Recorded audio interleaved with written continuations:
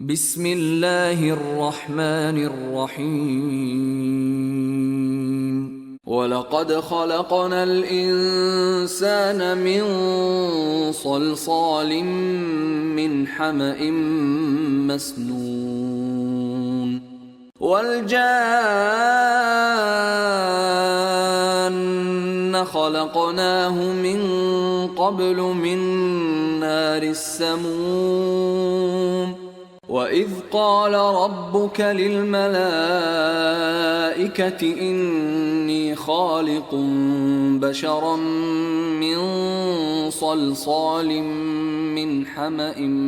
مسنون فإذا سويته ونفخت فيه من روحي فقعوا له ساجدين فسجد الملائكة كلهم أجمعون إلا إبليس أبى أن يكون مع الساجدين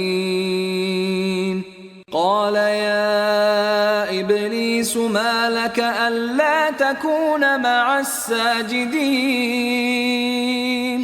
قال لم أكن لأسجد لبشر خلقته من صلصال من حمأ مسنون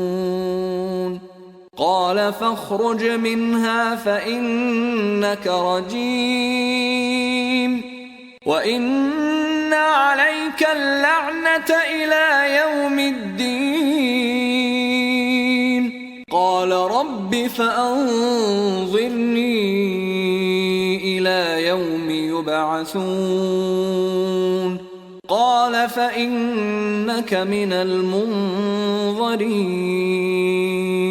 إلى يوم الوقت المعلوم قال رب بما أغويتني لأزينن لهم في الأرض ولأغوينهم أجمعين إلا عبادك منهم المخلصين قال هذا صراط علي مستقيم إن عبادي ليس لك عليهم سلطان إلا من اتبعك من الغاوين وإن جهنم لموعدهم أجمعين لها 7 أبواب لكل باب منهم جزء مقسوم إن المتقين في جنات وعيون ادخلوها بسلام آمنين ونزعنا ما في صدورهم من غل إخوانا على سرر متقابلين لا يمسهم فيها نصب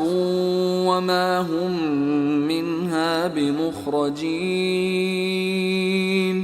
نبئ عبادي أني أنا الغفور الرحيم